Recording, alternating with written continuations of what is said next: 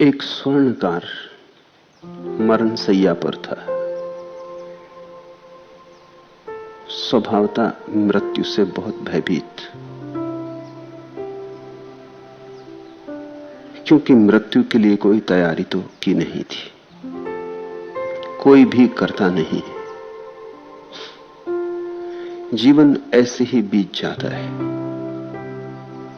और आखिरी घड़ी जब करीब आती है तब बेचैनी होती। उस दूर की यात्रा के लिए कुछ आयोजन तो किया नहीं था। बहुत घबराने लगा। उसके बेटों ने अपने पिता के जीवन के लिए भिक्षु संघ के साथ भगवान को निमंत्रित करके दान दिया। भोजनोपरांत पुत्रों ने कहा, बनते इस भोजन को हम लोगों ने पिता के जीवन के लिए दिया है, आप उन्हें आशीष दें कि उनकी आयु लंबी हो। मरता हुआ आदमी, मरणशैया पर पड़ा आदमी अभी भी आकांक्षा जीवन की ही करता है। तो इसका अर्थ हुआ कि जीवन से कुछ सीखा नहीं। इसका अर्थ हुआ कि जीवन की व्यर्थता दिखाई नहीं पड़ी। इसका अर्थ हुआ कि जीवन जिया ही नहीं, अन्यथा व्यर्थता दिखाई पड़ ही जाती। बुद्ध पुरुषों के पास जाकर भी लोग व्यर्थ की ही मांग करते हैं। आशीष भी मांगते हैं तो आसार के लिए मांगते हैं। उसके पुत्रों ने कहा, आशीष दे भगवान कि हमारे पिता की आयु लंबी हो।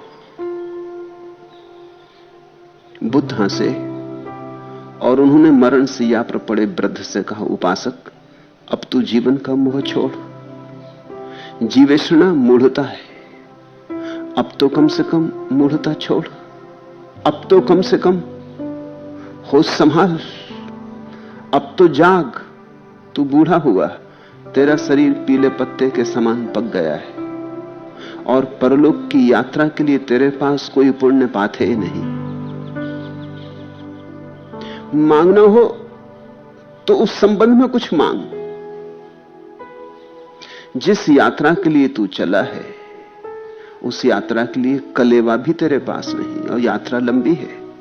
पुण्य पाथे तेरे पास नहीं, तेरी गठरी खाली है। ये जीवन तो गया, तू पीले पत्ते की भांति हो गया है। अब गिरा तब गिरा, जरा सा हवा का झोंका पर्याप्त होगा। और अभी भी तुम वृक्ष से चिपटे रहना चाहता है।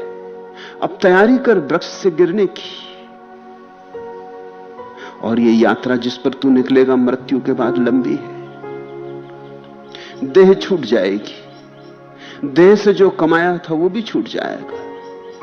कुछ ऐसा कमाया है जो देह के पार, देह के बिना तेरे साथ जा सकता हो, उसे ही हम पुण्य कहते हैं। पुण्य का अर्थ है कुछ ऐसी कमाई जो मौत न छीन सके। पुण्य का अर्थ है कुछ ऐसी कमाई जो देह की नहीं है, देहातीत है, ध्यान की है, समाधि की है। कुछ ऐसी कमाई जो आत्मिक है, जो आत्मा के साथ चलेगी, उसको पुण्य पाथे कहते हैं। पाथे का अर्थ होता है यात्रा के लिए कलेवा। रास्ते में भूख लगेगी तो कुछ पाथे होना चाहिए। तो बुद्ध ने कहा कि परलोक की यात्रा के लिए तेरे पास कोई पुण्य पाथे नहीं, और अब भी तू जीवन की आकांक्षा करता है, और अब भी तू मांग रहा है कि और लंबा जीवन मिले। इतने लंबे जीवन से क्या पाया? बूढ़ा, काफी बूढ़ा था, 100 वर्ष का होगा। इतने लंबे जीवन से क्या पाया? अब मूढ़ता छोड़। 100 वर्ष में नहीं मिला तो 2-4 वर्ष और जी लेगा तो क्या मिलेगा? 100 वर्ष में गंवाया ही तो 2-4 वर्ष में और थोड़ा गंवा लेगा, और क्या होगा? बुद्ध ने कहा, अब जीवन की नहीं, अपनी खोज कर। अब अपनी प्रतिष्ठा कर, अपना केंद्र खोज। उसे खोज जो अमृत है। मौत से जूझने का वही उपाय है। मौत से जूझने का उपाय जीवन नहीं है, क्योंकि जीवन को तो मौत जीत ही लेती, सदा जीत लेती। देखा चिकित्सा शास्त्र ने कितना विकास कर लिया है। आदमी को कितनी औषधियां उपलब्ध हो गई, लेकिन मृत्यु की दर तो 100% की 100% है। जितने आदमी पैदा होते हैं उतने आदमी मरते हैं। मृत्यु की दर 100% ही रहेगी। मृत्यु की दर कभी कम नहीं होने वाली। चाहे दवाएं हो, चाहे आयोजन हो, आदमी थोड़ा लंबा जी लेगा, लेकिन मौत तो आनी ही है। ऐसा कभी भी ना होगा कि मौत 99% हो, कि 100 बच्चे पैदा हों और 99 आदमी मरे और एक बच जाए। मृत्यु दर सुनिश्चित है। जीवन में तूने पाया क्या? बुद्ध उससे पूछने लगे। ये बात बड़ी कठोर है। मरते आदमी से ऐसी बात पूछनी नहीं चाहिए। मरते आदमी को तो हम सांत्वना देते, मरते आदमी को तो हम लोरी सुनाते हैं कि वो सो जाए शांति से। मरते आदमी को हम ऐसे कठोर सत्य नहीं कहते। लेकिन बुद्ध ने बड़ा कठोर सत्य कहा। उससे कहा, तेरे पास कोई पुण्य पाप है ही नहीं। अपनी प्रतिष्ठा कर, अपना केंद्र खोज, स्वामी रम, प्रज्ञावान हो। अब और मूर्ख मत बन, स्वप्नों से जाग। जीवन मात्र एक स्वप्न है। संत सांत्वना नहीं देते, और जो सांत्वना दे वो संत नहीं है, इसे समझ लेना। हालांकि तुम जिन्हें संत कहते हो वे सांत्वना देने का ही काम करते हैं, और तुम उन्हें पूछते भी इसीलिए हो कि वे सांत्वना देते, तुम्हारे सुख दुख में थपकी देते, तुम्हें भुलाए रखते हैं, भरमाए रखते हैं, तुमसे कहते चले जाते हैं सब ठीक है, घबराओ ना, सब ठीक हो जाएगा। संत सांत्वना देते ही नहीं, संत तो सत्य देते, और सत्य सदा कठोर है। सत्य सदा कठोर है। जब मैं ऐसा कहता हूं तो इसका अर्थ ठीक से समझ लेना। सत्य अपने आप में कठोर नहीं है, लेकिन तुम इतना असत्य में जिए हो इसलिए सत्य कठोर मालूम होता है। तुमने अपना सारा जीवन असत्य कर लिया है, इसलिए सत्य की चोट गहरी पड़ती, भिद जाती प्राणों तक। सत्य को तुम सह नहीं पाते क्योंकि तुमने असत्य को ही सहने का अभ्यास किया है। सत्य तो होता है नग्न, उस पर कोई वस्त्र नहीं होते, और न सत्य कोई मुखौटे ओढ़ता है, और न सत्य तुम्हारे अनुकूल होने की कोई चेष्टा करता है। तुम्हारे अनुकूल तो जो सत्य होगा तो असत्य हो जाए। तुम असत्य हो, तुम्हारे अनुकूल सत्य हुआ कि असत्य हुआ, और सांत्वना तुम्हें उसी से मिलती जो तुम्हारे अनुकूल हो। जो तुम्हारे प्रतिकूल हो उससे चोट लगती। ख्याल रखना, सत्य में कोई चोट नहीं है, क्योंकि तुमने असत्य का अभ्यास कर रखा है, इसलिए चोट है। सत्य जटिल नहीं है, सत्य तो बड़ा सरल है, लेकिन तुम जटिल हो। सत्य तो सीधा साफ सुथरा है, लेकिन तुम बड़ी उलझन और बड़ी गांठों से भरे हो, तो सत्य की चोट लगती है।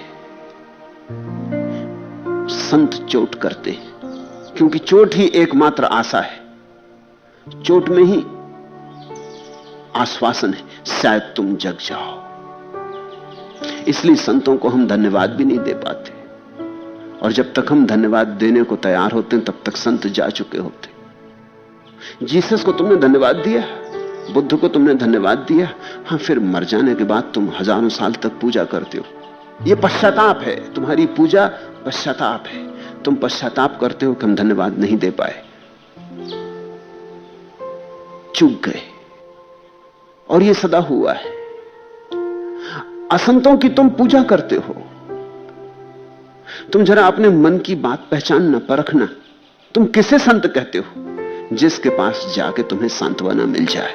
तुम्हारा संत सांत्वना का नाम है, जो तुम्हारी पीठ थपथपा दे, जो तुमसे कहते घबराओ मत, जो तुमसे कहते मेरा हाथ तुम्हारे सिर पर है, जो तुमसे कहते मेरी आशीष तुम्हारे साथ है, जो तुमसे कहते कि प्रार्थना कर लो, परमात्मा सब ठीक कर देगा, कि ये मंत्र जप लो, कि ये ताबीज ले लो, इससे सब ठीक हो जाएगा। जो तुम्हें सस्ते नुस्खे दे देता है और सस्ते नुस्खों में तुम सो जाते हो। जो तुम्हें सांत्वना देता है वह तुम्हारा दुश्मन है, क्योंकि उसकी सांत्वना के कारण ही तुम जागोगे नहीं। उसकी सांत्वना एक तरह की सामक दवाई है, ट्रैंकुलाइजर। अच्छी लगती, मीठी लगती, पर जो मीठा लगता है वो सभी अमृत थोड़ी होता है। सच तो यह है कि जिसको भी तुम्हारे गले के भीतर जहर उतारना हो, उसे जहर पर मिठास का लेप करना पड़ता है। सांत्वना मीठा जहर है, मारेगा, इससे तुम जागोगे नहीं। इसलिए बुद्ध पुरुष चोट करते हैं, उनके वचन तीर की तरह छिद जाते हैं। जिनमें सामर्थ्य होता है सहने का, वो रूपांतरित हो जाते हैं, और जो कायर हैं भाग खड़े होते, वो नाराज हो जाते हैं सदा के लिए। वो फिर कभी बुद्ध के चरणों में नहीं आते, वो कभी उनके पास नहीं फटकते, वो सदा के लिए दुखी होकर नाराज हो जाते, वो दुश्मन हो जाते। तुम जरा ख्याल करना, तुम अपने मित्रों के दुश्मन हो जाते हो और अपने दुश्मनों को अपना मित्र समझ लेते हो। बुद्ध से कभी किसी ने कहा था कि आप इतनी कठोर बातें कह देते हैं, तो बुद्ध ने कहा क्योंकि मैं तुम्हारा कल्याण मित्र हूं। ये बड़ा प्यारा शब्द बुद्ध ने उपयोग किया, कल्याण मित्र। अन्यथा मुझे क्या प्रयोजन है कि तुम्हें चोट करूं? तुम्हें चोट करने में मुझे कुछ मजा नहीं आ रहा है, करुणा के कारण चोट कर रहा हूं, कल्याण मित्र। जरा सोचो, ये घटना, आदमी मर रहा है, अभी तो उससे कहना था बिल्कुल ना घबराओ, अभी कहां मौत, अभी तो तुम जवान हो, अभी तो तुम्हारे चेहरे पर कैसी रौनक जवानी की, अभी कहां मरना है, अभी उठ बैठोगे, सब ठीक हो जाएगा, बीमारी है आई है चली जाएगी, घबराओ मत। और तुम्हारा पुण्य तो काफी बड़ा है, इतने बड़े पुण्य से तुम्हारी रक्षा होगी, परमात्मा तुम पर प्रसन्न है। ऐसा बुद्ध कहे होते तो शायद ये बूढ़ा प्रसन्न होता, शायद और दान दिया होता, और 2-4 दिन बुद्ध के लिए निमंत्रित किया होता। लेकिन बुद्ध ने तो बड़ी अजीब बात कही, उस मरते हुए बूढ़े को कहा कि अब तू जीवन का मोह छोड़, मूढ़ता काफी हो चुकी, 100 वर्ष कुछ कम नहीं होते, इतने दिन भटक लिया अंधा होके, अब तो आंखें खोल, इस जीवन में धरा क्या है जिसकी तू मांग कर रहा है? इससे मिला क्या है, मिलेगा क्या, कब किसको क्या मिला है? हाथ आखिर राख से भरे रह जाते। होश को संभाल। बुद्ध कहने लगे कुछ पुण्य पाथे इकट्ठा कर ले, तू बिल्कुल भिखारी है। स्वर्णकार बड़ा धनी था, वो श्रावस्ती नगर का सबसे बड़ा सुनार था, सबसे बड़ा सराफ था, उसके पास धन बहुत था। लेकिन बुद्ध उससे कह रहे हैं तू भिखारी है क्योंकि तेरे पास पुण्य पाथे नहीं, तेरे पास ध्यान तो बिल्कुल नहीं है। ये धन क्या काम पड़ेगा, ये जरा भी काम नहीं पड़ेगा, ये धन तो यहीं पड़ा रह जाएगा। तुझे अकेला जाना होगा, कुछ एक ऐसी बात सीख ले जो तेरे साथ जा सके, कोई तेरे संग हो सके। न पत्नी होगी, न बेटे होंगे, न धन होगा, न पद, न ये बाहर से मिलने वाली प्रतिष्ठा होगी। आत्म प्रतिष्ठा कर ले, अपने में ठहर जा, कुछ अपने स्वा को जगा ले, ताकि मौत की अंधेरी रात से तू रोशनी लिए गुजर जाए। एक एक शब्द समझने जैसा है। उससे कहा तू बूढ़ा हुआ, तेरा शरीर पीले पत्ते के समान पक गया है, और अभी भी तेरी वासना जवान की, इसे ख्याल करना। शरीर तो बूढ़ा हो जाता है, वासना जवान ही बनी रहती। और वासना अगर जवान बनी रहती तो तुमने बाल धूप में पका लिए, फिर तुम्हारे जीवन में कोई प्रौढ़ता नहीं है, तुम्हारे जीवन में कुछ समझ, कोई सार जीवन का तुम्हारे हाथ नहीं लगा। तुम बूढ़े तो हो गए लेकिन बचकाने के बचकाने हो। ख्याल करना, संत बच्चों की भांति हो जाते और असंत बचकाने के बचकाने रह जाते। बचकानापन और बच्चों की भांति हो जाने का फर्क ख्याल में ले लेना। बचकानेपन का अर्थ है आदमी बढ़ा ही नहीं, और पुनः बच्चों जैसे हो जाने का अर्थ है आदमी इतना बढ़ा कि फिर सरल हो गया, कि जटिलता की व्यर्थता दिखाई पड़ गई।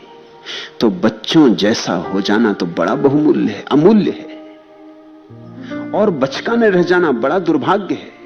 बच्चों जैसे हो जाना तो सौभाग्य है, और बचकाने रह जाना बड़े से बड़ी दुर्भाग्य की दशा है। अब ये आदमी 100 वर्ष का हो गया, ये पीले पत्ते की तरह है, जरा हवा के झोंके की भी जरूरत ना पड़ेगी, ये गिरेगा, बिना झोंके के भी गिर जाएगा। ये अपने पकने के कारण ही गिरने वाला है। मौत के किनारे खड़ा, घड़ी दो घड़ी की बात है, इस सीमा पर खड़े होकर भी पीछे देख रहा है, आगे नहीं देख रहा। जीवन को जकड़ रहा है, पकड़ रहा है, और थोड़ी देर रुक लूं, और थोड़ी देर रुक लूं। ख्याल करो, जब आदमी और थोड़ी देर रुकना चाहता है तो यह किस बात का सबूत होता है? यह इस बात का सबूत होता है कि जीवन को जी नहीं पाया। जिया जरूर ऊपर ऊपर, जीवन से पहचान न हुई, जीवन का सार इसके हाथ ना लगा, ऐसे ही ऊपर से बह गया जीवन। अगर ठीक से जी लिया होता तो अब जीवन को ना पकड़ता, अब तो खुशी से छोड़ने को राजी हो जाता, धन्यवाद देता कि चलो ठीक हुआ, एक दुख स्वप्न समाप्त हुआ, एक व्यर्थ की दौड़ का अंत आ गया। और ये भविष्य की तरफ देखता, ये पीछे की तरफ लौट के नहीं देखता। जीवन को पकड़ने वाला आदमी सोचेगा मेरे बेटे, उनकी शादी करनी, उनके बेटों के बेटे, और अब तो पोते भी हो गए और नाती, और सब, इनका क्या होगा? इतना धन कमाया, इसका क्या होगा? क्या करूंगा, क्या नहीं करूंगा? अभी ये मौत बीच में आ गई, अभी तो बहुत काम अधूरे पड़े। वो पीछे लौटता है और पीछे का फैलाव देखता है। स्वभावतः 100 साल में उसने हजारों बातें शुरू की और हजारों बातें अधूरी रह गई। कोई बात पूरी तो कभी होती नहीं, क्योंकि एक में से दूसरी निकल आती, दूसरे में से तीसरी निकल आती और अधूरी ही रहती। तो 1000 काम अधूरे रह गए। वो चाहता थोड़ी देर और रुक जाता तो सब पूरा कर लेता, जैसे कि कोई कभी पूरा कर पाया है। वो आगे नहीं देखता, ऐसे रोते और जीतते ही मरता है। इसलिए मृत्यु से भी चूक जाता है, जीवन से तो चूका ही, मृत्यु से भी चूक जाता है। अगर तुम जीवन को जाग कर देख लो तो भी सत्य उपलब्ध हो जाए, अगर तुम मृत्यु को जाग कर देख लो तो भी सत्य उपलब्ध हो जाए। क्योंकि सत्य तो जाग कर देखने में उपलब्ध होता है, किस चीज के प्रति जागे इससे बहुत अंतर नहीं पड़ता। इस वृद्ध को ही बुद्ध ने आज के 5 सूत्र कहे थे, ये 5 गाथाएं।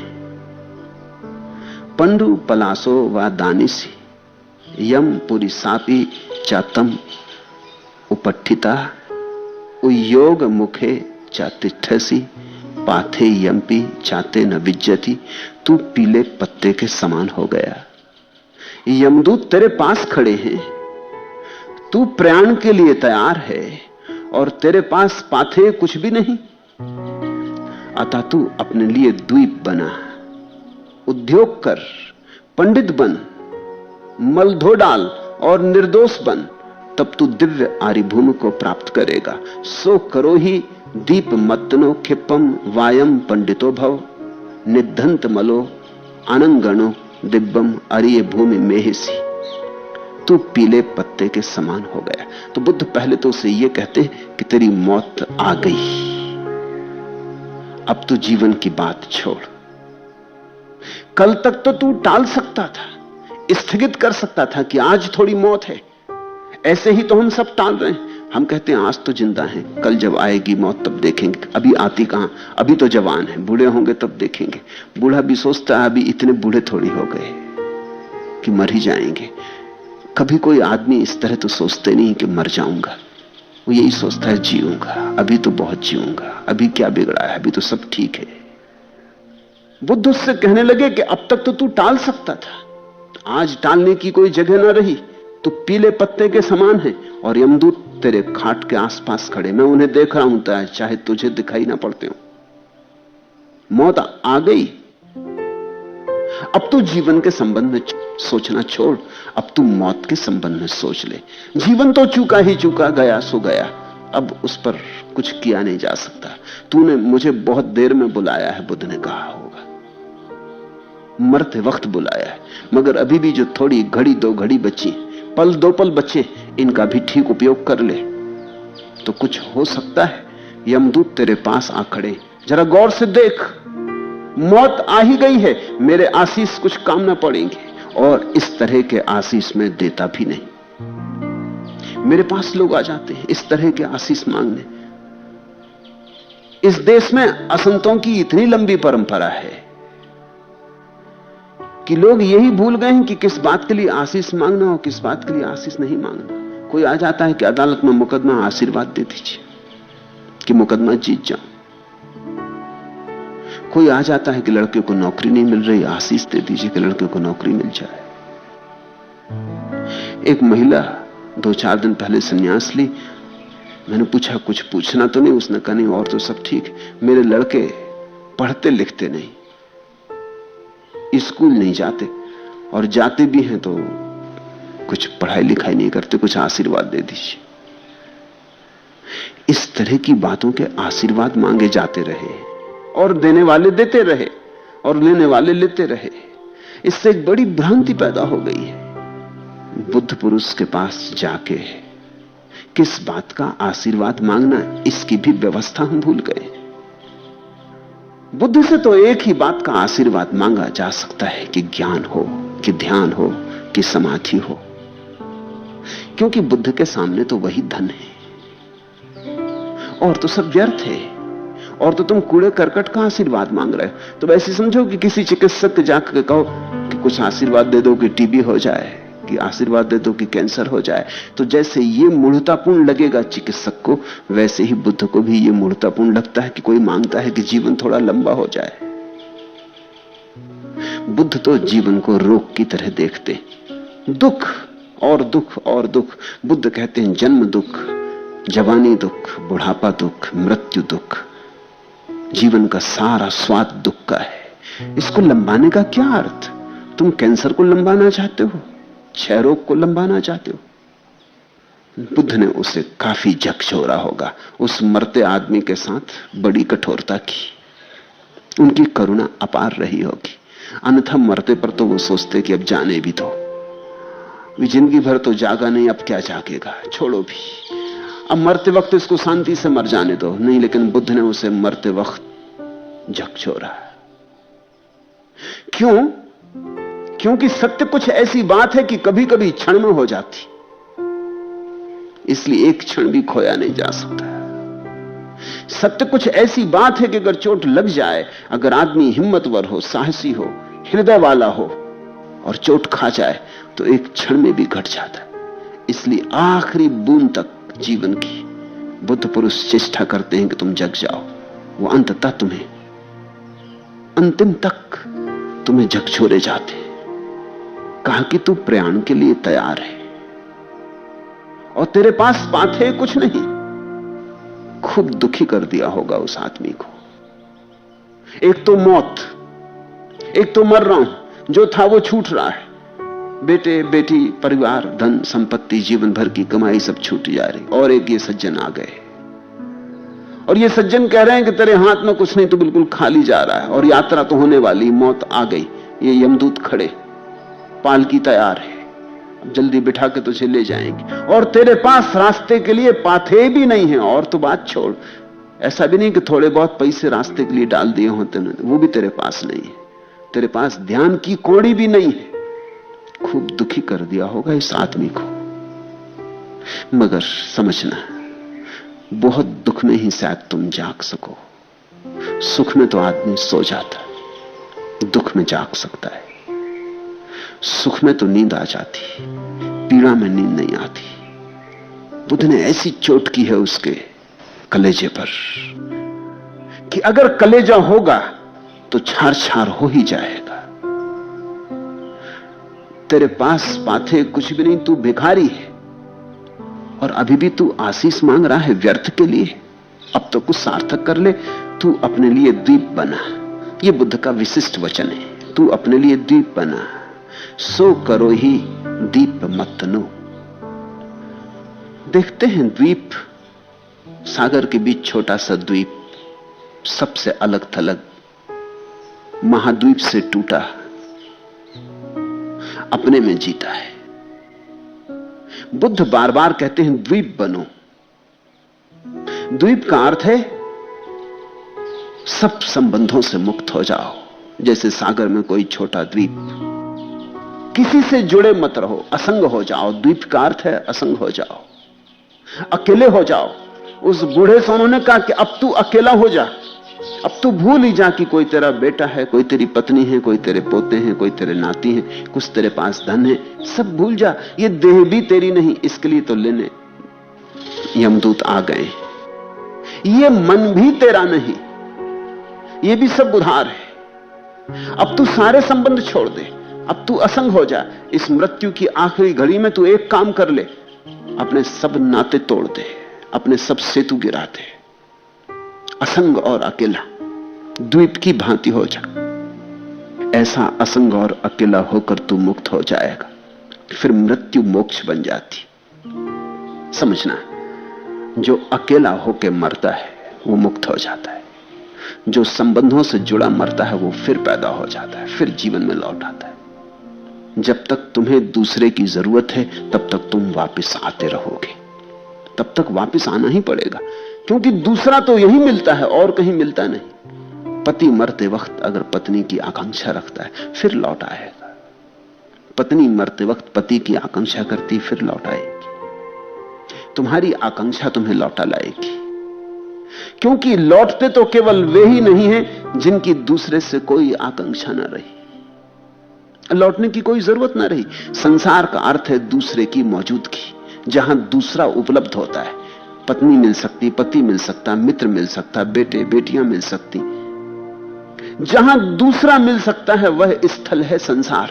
और मोक्ष का अर्थ है जहां तुम निपट अकेले हो, कैवल्य की दशा, जहां तुम्हारे अतिरिक्त कोई भी नहीं, तुम हो और बस तुम हो, जहां अनंत तक तुम ही तुम हो और कोई दूसरा नहीं, जहां तुम हलो भी ना कह सकोगे, जयराम जी भी ना कह सकोगे किसी से। उस दशा में जाने की तैयारी तो उसी की हो सकती है जो जीवन से सारे संबंध तोड़ के गया हो, जिसने पीछे लौट के भी ना देखा हो, जो पूरी विदा ले लिया हो संसार से। इस धारणा को बुद्ध कहते हैं द्वीप बनना। सो करो ही दीप मतनो, क्षिप्पम वायम पंडितो भव। और बुद्ध कहते हैं ऐसा जो द्वीप बन गया हो ऐसा ही व्यक्ति पंडित है। पंडित का अर्थ तुम ऐसा मत जानना जैसा पंडित का अब अर्थ हो गया है। पंडित का मौलिक अर्थ होता है प्रज्ञा को उपलब्ध, जिसके भीतर की ज्योति जग गई। अब तो पंडित का अर्थ होता है जिसके पास शास्त्र का कूड़ा करकट काफी है, जिसके पास सूचनाएं बहुत है, जिसके भीतर की ज्योति तो बिल्कुल नहीं जली, लेकिन जिसने बाहर से धुआं काफी इकट्ठा कर लिया है। और तुमने कहावत तो सुनी होगी ना, जहां जहां धुआं वहां वहां आग। तो पंडित का अर्थ है आज ऐसा आदमी जिसने खूब धुआं इकट्ठा कर लिया है चारों तरफ, और स्वभावतः बाहर से जो लोग देखते हैं वो सोचते हैं जहां जहां धुआं वहां वहां आग। जब इतना धुआं है तो आग भी होगी। लेकिन तुम ऐसा इंतजाम कर सकते हो, ये तर्क का पुराना नियम काम नहीं देगा। तुम तो धुएं की टंकी रख सकते हो अपने बना के, और धुआं निकालते रहो, घर पूरे मोहल्ले को धोखा देते रहो कि आग जल रही है, और आग बिल्कुल ना हो, सिर्फ धुएं की टंकी। उधार धुआं लाया जा सकता है। पंडित बुद्ध कहते थे उस आदमी को जिसके भीतर की ज्योति जग गई। और सच तो यह है जब वह भीतर की ज्योति जगती तो धुआं होता ही नहीं। तुमने देखा आग के जलने से धुआं पैदा नहीं होता। धुआं पैदा होने का कारण दूसरा है, लकड़ी गीली होती इसलिए। जितनी लकड़ी सूखी होती है उतना ही कम धुआं पैदा होता है। लकड़ी अगर पूरी पूरी सूखी हो तो धुआं पैदा नहीं होता। तो धुआं आग से पैदा नहीं होता, धुआं तो लकड़ी में छिपे पानी से पैदा होता है। लकड़ी गीली होती तो धुआंरा हो जाता है। जिसके भीतर की आग सच में जली और जिसने अपने को ध्यान में सुखाया था, और जिसके भीतर की वासना का सारा गीलापन, वासना का सारी आर्द्रता, सारा पानी सूख गया था, जिसके भीतर कोई वासना की दौड़ न रही थी, जो काष्ठवत हो गया था। इसलिए पुराना एक शब्द है काष्ठ समाधि। ऐसा हो जाता है व्यक्ति जैसे सूखी लकड़ी, काष्ठवत, और तब एक आग जलती। उस आग में फिर कोई धुआं नहीं होता। वो आग अपनी होती, उधार नहीं होती, किसी और की नहीं होती। और वो आग बिना ईंधन के जलती है, बिन बाती बिन तेल। न तो उसके लिए बाती की जरूरत होती, न तेल की जरूरत होती। वह अपूर्व चमत्कार है। एक ऐसा ज्ञान तुम्हारे भीतर घटता है जो बाहर से आया ही नहीं, जो तुम्हारे भीतर ही आविर्भूत होता है। उस दशा को बुद्ध कहते हैं पंडित, सो करो ही दीप मतनो खिप्पम वायम पंडितो भव। अब तो तू दीप बन जा, अब तो तू पंडित बन, उद्योग कर, मल धो डाल और निर्दोष बन। अब और मल इकट्ठा मत कर, अब और जीवन मत मांग, अब तो कुछ मांग ही मत। अब तो जो मौत द्वार पर आ गई उसे स्वीकार कर ले, स्वागत से स्वीकार कर ले, तथाता भाव को उपलब्ध हो, उसमें उतर जा। अन्यथा की कोई मांग ना करते हुए। मल का अर्थ होता है मांग, मल का अर्थ होता है ऐसा हो जाए, वैसा हो जाए। मल का अर्थ होता है मैं जैसा चाहूं वैसा हो जाए। मल का अर्थ होता है मैं की छाया, मैं की गंदगी। जहां अहंकार है वहां मल है। अगर तुम अहंकार से जीते तो तुम मलेच्छ, अगर तुम अहंकार से मुक्त हो गए तो निर्दोष, निर्मल। और जो निर्मल हो जाता है उसने ही जाना। तो बुद्ध कहते हैं निर्दोष बन, मल धो डाल, और तब तू दिव्य आर्य भूमि को प्राप्त करेगा। निधंत मलो अनंगणो दिव्यम आर्य भूमि में हेसी। और श्रेष्ठ पुरुषों को जो उपलब्ध होता, श्रेष्ठतम को जो उपलब्ध होता, वो परमलोक, उसको बुद्ध कहते हैं आर्य भूमि, श्रेष्ठों का देश। वह आकाश जो उन्हीं को मिलता जो सारे मल को धो डाले। उस ऊंचाई पर वे ही उठ पाते हैं जिनका सारा मल कट गया है। तू मुझसे आशीष मांग, बुद्ध ने कहा, जीवन का नहीं, मोक्ष का। तू मुझसे आशीष मांग। क्या इस जमीन पर पैदा होने की आशीष मांगता? आशीष मांग के आर्य भूमि में तेरा जन्म हो। ख्याल रखना, आर्य भूमि का मतलब कोई हिंदुस्तान नहीं। आर्य भूमि का अर्थ होता है दिव्य लोक, परमात्मा का लोक, भगवत्ता का लोक। आशीष ही मांगना है तो बुद्ध कहते ऐसा कुछ मांग। पनीत वयो चा दानेसी संपया तोसी यमस संतिके वासोपी चाते नथि अंतरा पाथेयम्पी चाते न विज्जति। तेरी आयु हो चुकी पागल, तू यम के पास पहुंच चुका, मौत के जबड़े में पड़ा है, तेरा निवास स्थल भी नहीं है और मध्यंतर के लिए तेरे पास पाथे भी नहीं। तूने कोई घर बनाया ही नहीं भगवान में, तू यहीं जमीन पर मिट्टी के घर बनाता रहा। तूने चेतना का कोई घर ना बनाया, तेरा निवास स्थल भी नहीं। तू भटकेगा लोक लोकांतर में, तू आवारा हो जाएगा। तूने कोई घर ना बनाया, तूने कोई शरण स्थल ना बनाया, तूने कोई छप्पर नहीं डाला। हम तो यहीं के छप्पर डालने में विदा हो जाते, तो उस दूर के लोक में, उस आर्य भूमि में मकान बन ही नहीं पाता। बुद्ध अपने भिक्षुओं को कई नाम दिए, उनमें एक नाम है अनागार, जिसका यहां कोई घर नहीं। आगार का अर्थ होता है घर, अनागार का अर्थ होता है जिसका कोई घर नहीं, गृह विहीन। किसी ने बुद्ध से पूछा है कि आप अपने भिक्षु को अनागार क्यों कहते?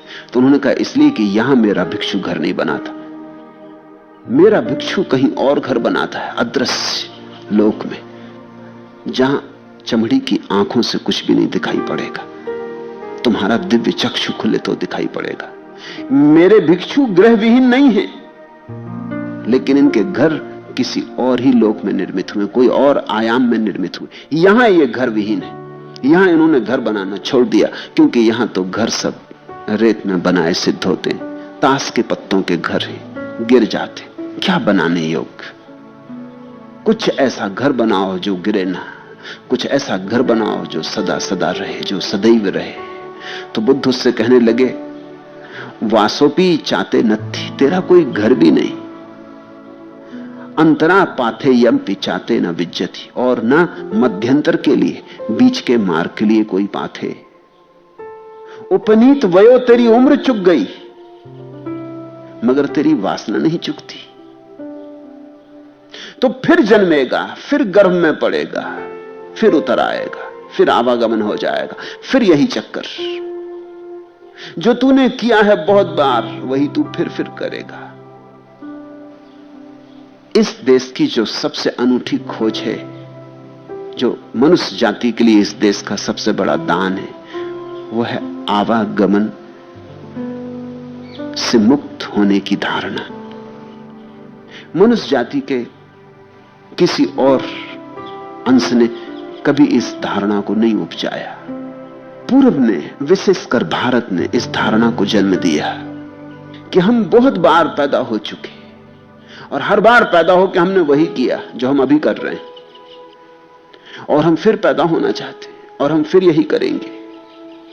तो हमारी मूढ़ता हद की होगी, क्योंकि इतनी पुनरुक्ति तो मूढ़ ही कर सकता है। जिसमें थोड़ी बुद्धि है वो पुनरुक्ति क्यों करेगा? वो कहेगा ये चाक जिसमें मैं बंधा हुआ घूम रहा हूं अब बंद होना चाहिए। तो बुद्ध उससे कहने लगे, तेरी आयु हो चुकी लेकिन तेरी वासना नहीं चुकती। यम के मुंह में बैठा है फिर भी जीवन की आकांक्षा करता है। सो करो ही दीप मतनो खिप्पम वायम पंडितो भव। मैं तुझसे फिर कहता, बुद्ध ने कहा, फिर कहता हूं कि तू अपने लिए दीप बना, उद्योग कर, पंडित बन। निधंत मलो आनंगणो न पुनः जाति जरम उपहेसी। मल धो डाल निर्दोष बन। मैं तुझे आशीष देता हूं कि अगर तू थोड़ा उद्योग करे तो फिर तेरा न कोई जन्म होगा और न फिर तेरी कोई मृत्यु होगी। फिर तू जन्म और जरा को प्राप्त नहीं होगा। निधंत मलो आनंगणो न पुनः जाति जरम उपहेसी। यही बुद्धों का आशीष हो सकता है कि फिर तुम्हारा जन्म ना हो। बड़ा अजीब सा लगेगा, क्योंकि हम तो लोगों को इस तरह का आशीष देते हैं कि तुम्हारी लंबी आयु हो, खूब जियो, जुग जुग जियो। बुद्ध पुरुष कहते हैं कि आशीष कि फिर कभी ना जियो, कि फिर कभी ना जन्मो, क्योंकि जन्म होगा तो फिर मौत होगी, जन्म होगा तो फिर बुढ़ापा होगा, जन्म होगा तो फिर दुख पीड़ा होगी, जन्म होगा तो फिर चिंता संताप होगा। इसलिए जन्म ही ना हो, ऐसा आशीष दुनिया में कहीं और नहीं दिया गया है। सिर्फ इस देश में ऐसा आशीष दिया गया है कि तुम्हारा कभी जन्म ना हो, तुम्हारा फिर कभी कोई आना ना हो, तुम अनागामी हो जाओ। बुद्ध ने कहा आशीष मांगता है तो ऐसा आशीष ले। अनुपुब्बेन मेधावी थोक थोकम खणे खणे कम मारो रजत सेव निध में मलमथनो।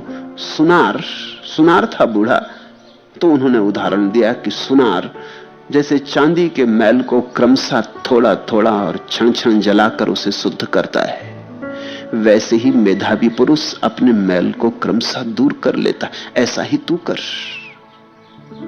अनुपुब्बेन मेधावी थोक थोकम खणे खणे। कितना ही मैल हो, धीरे धीरे थोड़ा थोड़ा करके, क्षण क्षण करके कट जाता है। सागर रीच जाते हैं, बूंद बूंद करके घड़ा खाली हो जाता है। अनुपुब्बेन मेधावी थोक थोकम खणे खणे कम्मारो रजस सेव निध में मलमत्तनो। और तू तो सुनार है, तू तो जानता है कि चांदी में कितनी ही गंदगी हो, धीरे धीरे साफ करके चांदी साफ हो जाती। ऐसा ही तू भी मेधावी बन, साफ हो जा, शुद्ध हो जा, निर्मल हो जा। जीवन का आशीष नहीं देता, परम जीवन का आशीष देता हूं। ऐसे जीवन का आशीष देता हूं जहां शाश्वत आनंद होगा, शाश्वत शांति होगी।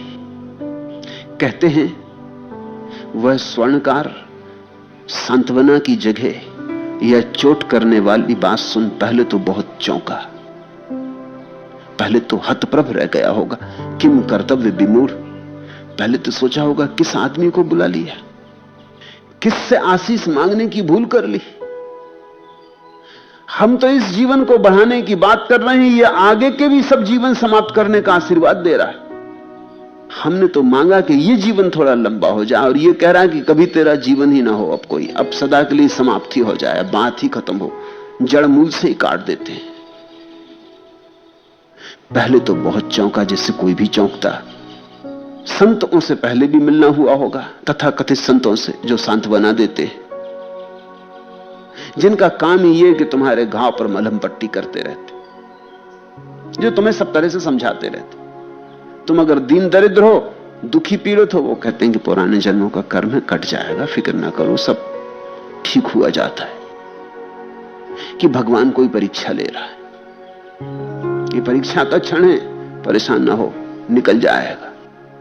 कि रात कितनी ही अंधेरी हो, सुबह आने के करीब है, घबराते क्यों हो? और जब रात ज्यादा अंधेरी होती है तो समझो कि सुबह करीब आ रही। ऐसा समझाए चले जाते।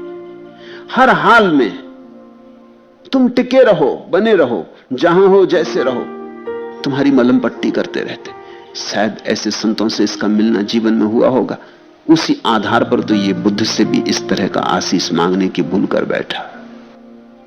चौंका होगा, बहुत निश्चित चौंका होगा। सांत्वना की जगह है चोट करने वाली बात, ये कठोर सत्य, ये कड़वी बात, लेकिन आदमी हिम्मत का था। चोट घर कर गई, एक बिजली जैसे कौंध गई, और इस बिजली की कौंध में उसके जीवन के अंतिम क्षण ज्योतिर्मय हो गए। उसे बात साफ साफ दिखाई पड़ गई। दो टूक थी बात, सीधी थी, लाग लगाव कुछ भी न था, छल कपट कुछ भी न था। बात में कोई बड़े सिद्धांत का जाल नहीं था, सीधी सीधी थी, सुनार के समझ में आ सके ऐसी थी। इसलिए सुनार का उल्लेख भी बुद्ध ने किया था। जैसे किसी ने अंधेरे में अचानक प्रकाश जला दिया हो, मसाल जलाती हो, ऐसे उसे बात साफ दिखाई पड़ गई। देखा होगा उसने गौर से, तो उसे भी यमदूत दिखाई पड़ गए होंगे। बात तो सच्ची थी, कितनी ही कड़वी हो सच तो थी ही, कितना ही नग्न हो सत्य, झुटलाया नहीं जा सकता था। कायर होता, कमजोर होता तो शायद झुटला देता। कहता अपने बेटों से कि किसको लेवा लाए हो? अरे किसी संत को लाओ।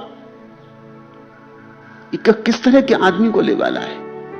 मैं मर रहा हूं, मैं चाहता हूं कि थोड़ी सी कोई शांति मुझे दे, समझाए, और ये आदमी और जो कुछ थोड़ी बहुत शांति है वो भी छीने ले रहा। ये मेरे पैर के नीचे की जमीन खिसका ले रहा। किसको यहां ले आयो?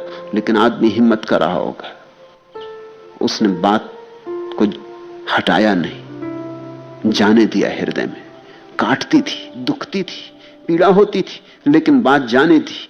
एक बिजली की भांति उसके अंतिम क्षण ज्योतिर्मय हो गए। सांत्वना देते भी नहीं संत, उसे उस क्षण दिखाई पड़ा। संत तो वही जो सत्य देता है, उसे उस क्षण दिखाई पड़ा, फिर चाहे कितना ही कड़वा क्यों ना हो। और दवाएं कड़वी होती ही हैं, उसे ये बात समझ में पड़ी। दवाएं लेता भी रहा होगा, बीमार था, वर्षों से खाट पर लगा था, तो उसे ख्याल में आया होगा दवाएं कड़वी होती भी हैं।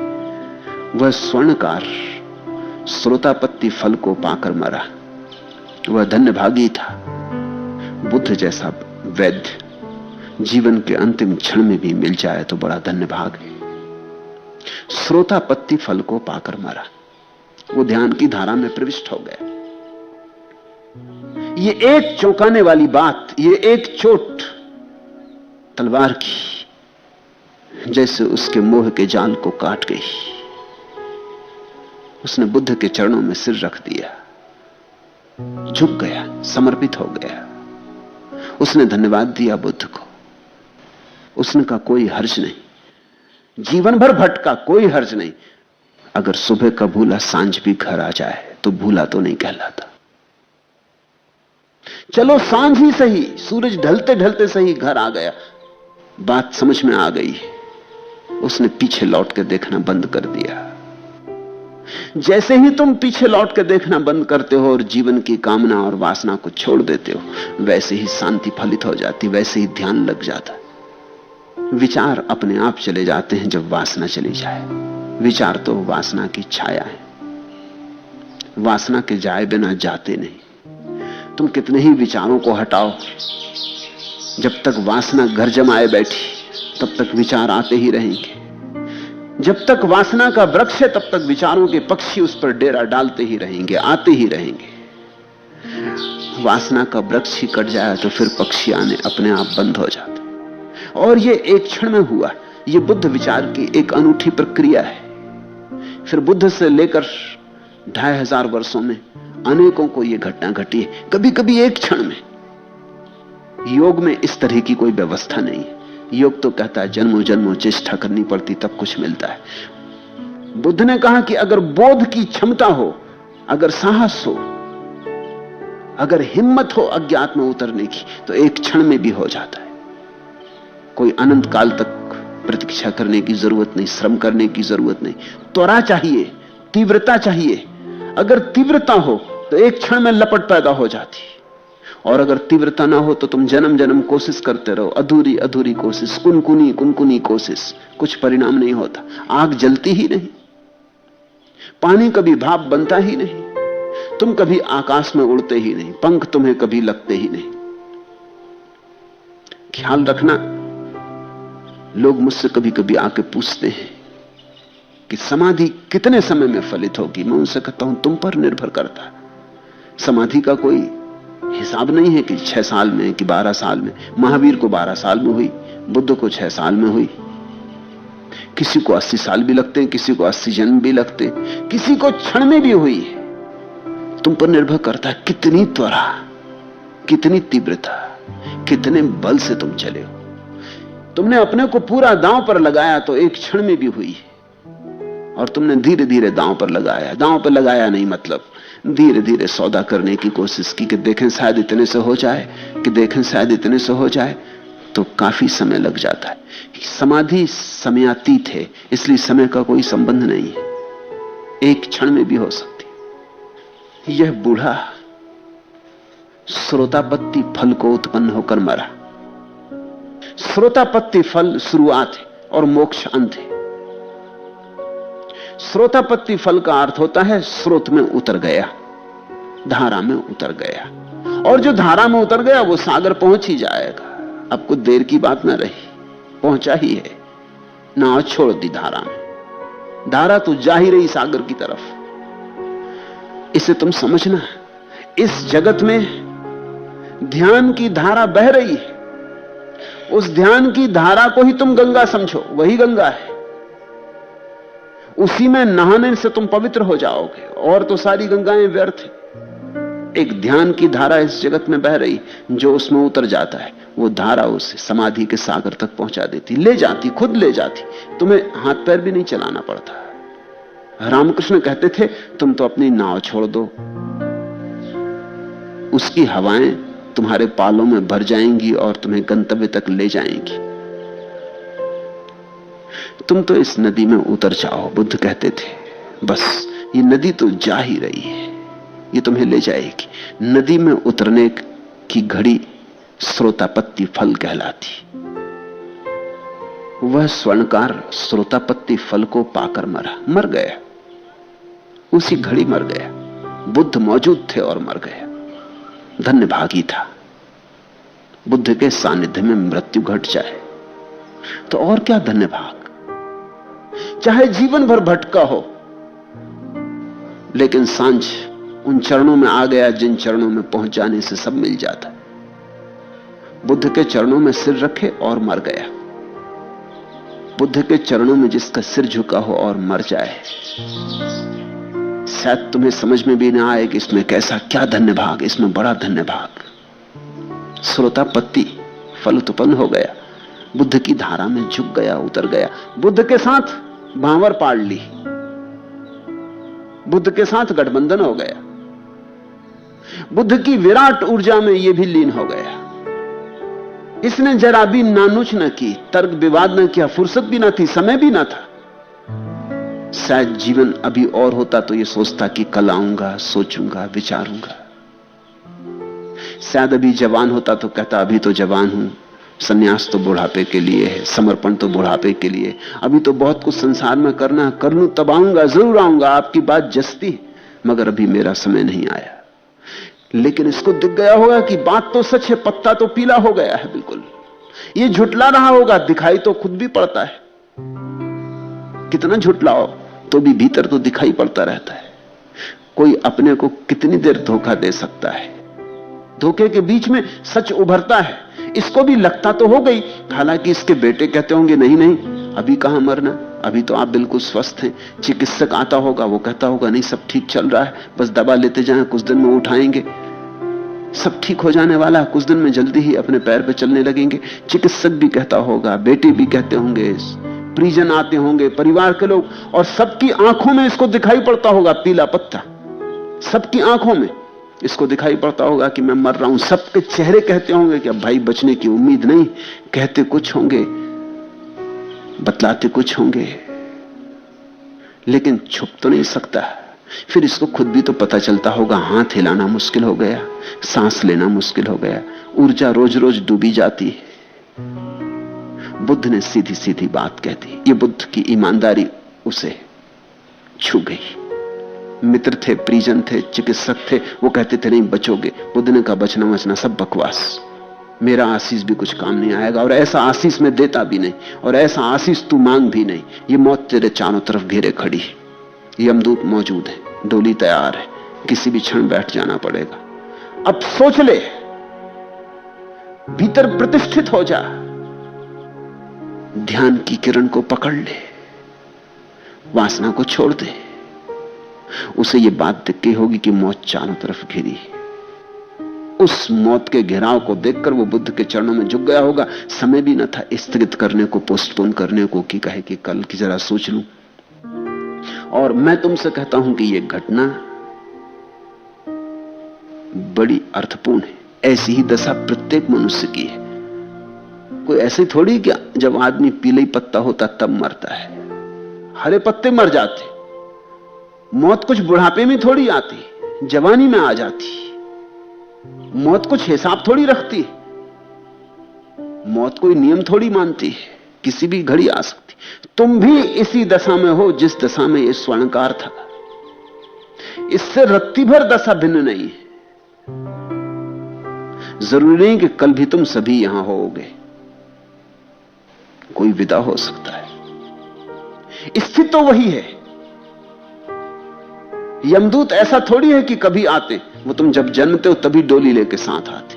वो डोली लिए पास ही बैठे रहते, कब मौका आ जाए कि ले जाएं। कुछ ऐसा थोड़ी कि जब जरूरत पड़ेगी तब आएंगे, ऐसे में तो बहुत देर लग जाए। हर आदमी अपने यमदूत अपने साथ ही लेके पैदा होता है। वो डोली तुम साथ ही लेके आए हो, तुम्हारी अर्थी बंधी हुई रखी है, देर अबेर बंध जाएगी।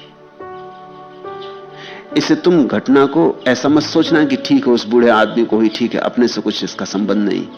शायद तुम ये भी सोच रहे हो कि मैं तुमसे ये कहानी क्यों कह रहा हूं, ये तो बूढ़ों को कहनी चाहिए। तुम भी उसी दशा में हो। एक दिन का पैदा हुआ बच्चा भी उसी दशा में है। जिसने पहली सांस ली वो बच्चा भी उसी दशा में, क्योंकि कई बार तो पहली सांस के बाद ही दूसरी सांस नहीं आती। जो बच्चा पैदा हो गया उसके पास मौत घिरी है। कब आएगी इसका पक्का पता नहीं है, लेकिन एक बात तो पक्की है कि आएगी, आ ही गई है, तुम्हें घेर के बैठी। फिर तुम अगर सोचो कि कल निर्णय करेंगे तो क्या पता बीच में आ जाए, तो निर्णय कभी ना हो पाए। इसलिए जिस व्यक्ति को जीवन में क्रांति लानी, उसके लिए समय नहीं है, उसके लिए यही क्षण है, एक ही क्षण है। इस क्षण में झुक जाए तो झुक जाए, इस क्षण में श्रोतापत्ति फल पैदा हो जाए तो हो जाए, या तो अभी या कभी नहीं, क्योंकि अभी के अतिरिक्त कोई समय ही नहीं। झुक गया बुद्ध के चरणों में झुके झुके मर गया। पूर्व धनभागी था, समर्पण की दशा में मर गया। बुद्ध की उस चौंती हुई रोशनी में मर गया, उस भाव को समझता हुआ मर गया। बेटे तो रोए होंगे, परिवार तो रोया होगा, क्योंकि उनको तो यह दिखाई भी ना पड़ा होगा क्या हुआ। लेकिन बुद्ध प्रसन्न हुए होंगे, बुद्ध के जागरूक भिक्षु समझे होंगे, उनने समझा होगा कि अपूर्व घटा। इसलिए तो यह कथा धम्मपद में सम्मिलित कर ली गई। सभी कथाएं सम्मिलित नहीं कर ली गई। 40 वर्षों में हजारों बातें घटी हैं बुद्ध के जीवन में, सभी नहीं सम्मिलित कर ली गई, जो बहुत प्रतीकात्मक है, बहुत सूचक है। ये बड़ी सूचक घटना है। लड़ो मत, जीवन के लिए मत लड़ो, मोक्ष के लिए लड़ो। लड़ना हो तो मोक्ष के लिए लड़ो। जीवन को लंबाने की आकांक्षा मत करो। आकांक्षा ही करनी हो तो जीवन से मुक्त होने की आकांक्षा करो। मैं एक कविता कल पढ़ रहा था, दिनकर की है, जा चुके अब तो वो। ऐसे लड़ते लड़ते गए, मरते समय भी श्रोतापन्न होने का सौभाग्य नहीं मिला। मेरे पास आते थे, ध्यान की बात भी पूछते थे, कहते थे कभी करूंगा भी, लेकिन चिंता उनको देह की बनी रहती थी। डायबिटीज था तो उसकी चिंता, भोजन से प्रेम था और डायबिटीज होने के कारण भोजन अब ठीक से जो करने का मन होता था वो नहीं कर पाते थे, उसकी बड़ी पीड़ा थी। ऐसे ही गए। उनकी कविता कल मेरे हाथ लग गई। बुढ़ापा तुमसे मेरी दोस्ती नहीं लड़ाई है, तुम्हारा आना दोस्त का आना नहीं दुश्मन की चढ़ाई है। तुम अकेले नहीं आए, विपत्तियों की फौज सजाकर लाए हो, लेकिन मैं आत्मसमर्पण नहीं करूंगा। जवानी की आखिरी दीवार से पीठ लगाकर मैं तुमसे अंत तक लड़ूंगा। लड़ते रहे। कविता ठीक ही है, वो जो कह रहे हैं ऐसा ही किया उन्होंने। लेकिन जीवन के लिए लड़ना, इसका एक ही अर्थ होता है, दूसरे जीवन की मांग। मौत तो आती, मगर मौत से लड़के तुम दूसरे जीवन के लिए रास्ता बना लेते। पैदा हो गए होंगे किसी गर्भ में, क्योंकि इतनी देर वो रुक नहीं सकते। इतनी प्रबल आकांक्षा थी जीवन की। जीवन को पकड़ रखने का ऐसा भाव था कि देर न लगी होगी। इधर मरे होंगे, उधर पैदा हो गए होंगे। फिर वही चक्कर, फिर वही उपद्रव, फिर मरेंगे। आशा की जा सकती है कि इस बार ऐसी भूल न करेंगे, इस बार श्रोतापन्न होकर मरेंगे। श्रोतापन्न का अर्थ है अब मृत्यु को स्वीकार करके मर रहे हैं, क्योंकि मृत्यु जीवन का अपरिहार्य अंग है। मृत्यु ऐसे ही अनायास दुर्घटना नहीं है, मृत्यु जीवन का ही हिस्सा है। मृत्यु जीवन पर छाई है, जीवन में छिपी है। स्वीकार करके मर रहे हैं, क्योंकि अब जीवन की कोई आकांक्षा नहीं। देख लिया, बहुत देख लिया, सब तरफ से देख लिया और कुछ सार नहीं पाया, इसलिए इस आनंद भाव से मर रहे हैं। लड़ते हुए नहीं, शांत भाव से डूब रहे हैं। जो शांत भाव से मर जाए उसका फिर जन्म नहीं होता। जो परिपूर्ण शांति में मर जाए वो अनागामी हो जाता है, वो उस लोक में स्थिर हो जाता है जिसको बुद्ध आरी भूमि कहते हैं। निद्धंत मलो अनंगणो दिव्यम अरी भूमि मेहसी। मैं तुमसे भी यही कहता हूं, मौत तो आएगी, उसको स्वीकार करना। जीवन की व्यर्थता दिख जाए तो ही स्वीकार कर सकोगे। अगर जीवन में सार्थकता दिखती तो कैसे स्वीकार करोगे? तो तुम लड़ोगे, लड़े कि तुम चूक जाओगे। यहां लड़ने को कुछ है ही नहीं, यहां जागने को बहुत कुछ है, लड़ने को कुछ भी नहीं है, जीतने को कुछ भी नहीं है, जागने को बहुत कुछ है। और जो जाग गया वही जीत गया। इसलिए जागे पुरुषों को हमने जिन कहा है, जिन यानी जीते हुए। मगर उनकी सारी जीत क्या थी? उनकी सारी जीत उनके जागरण में थी। जीवन एक तरह का बुलावा है, छलावा। यह आशा बंधाता है, अभी तो कुछ भी ठीक नहीं है, कभी ठीक नहीं होता, मगर जीवन कहता कल ठीक हो जाएगा। अभी कल तक तो रुको, एक दिन तो और मांग लो, कौन जाने कल ठीक हो ही जाए। तो जीवन जीता आशा से। अभी अभी कोहरा चीर कर चमकेगा सूरज, चमक उठेंगी ठटकी नंगी भूरी डालें। अभी अभी थिरकेगी पछिया बयार, झरने लग जाएंगे नीम के पीले पत्ते। अभी अभी खिलखिलाकर हंस पड़ेगा कचनार, गुदगुदा उठेगा उसकी अगवानी में अमलतास की टहनियों का पोर पोर। अभी अभी करवटें लेंगे बूंदों के सपने, फूलों के अंदर फलियों के अंदर। अभी अभी कोहरा चीर कर चमकेगा सूरज, चमक उठेंगी ठटकी नंगी भूरी डारें। अभी अभी कुछ होगा। जल्दी कुछ होगा, थोड़ी देर और टिके रहो, थोड़ी देर और लड़े जाओ। कौन जाने कल ही वो नियति का दिन हो जब तुम पर सौभाग्य की वर्षा हो, छप्पर टूटे। कौन जाने, कल तो और रुक लो, एक दिन तो और देख लो। अब तक हारे सच है, लेकिन सदा थोड़े हारते रहोगे। ऐसा मन समझाता, ऐसा मन आशा की डोर में लटकाए रखता है और आदमी सरकता रहता। अगर जीवन से जागना है तो आशा से जागना पड़ता है। बुद्ध ने बड़ा जोर दिया है अनाशा पर। बुद्ध आशीष देते थे कि भिक्षु तेरी आशा मर जाए, मेरा आशीष। आशा मर जाए कि तू बिल्कुल ही निराश हो जाए, ऐसा मेरा आशीष। तुम तो घबराओगे, तुम कहोगे ये तो बात बड़ी बुरी हो गई, निराश हो जाओ। निराश का अर्थ होता है आस रहित हो जाओ, कोई आशा ना रहे। यह कोई दुखद अवस्था नहीं है निराशा, ये तो केवल जागरण की अवस्था है। अब कोई आशा ना रही, अब भविष्य ना रहा, अब कल की कोई बात ना रही। जब कल की कोई बात नहीं तो तुम्हारी ऊर्जा भविष्य में नहीं दौड़ती। भविष्य तो मरुस्थल की तरह है, उसी में तुम्हारी ऊर्जा खो जाती, नदी खो जाती मरुस्थल में। जब भविष्य नहीं रपसता, कोई आशा नहीं बचती, तो तुम्हारी ऊर्जा इकट्ठी होती, तुम्हारी ऊर्जा एक सरोवर बन जाती।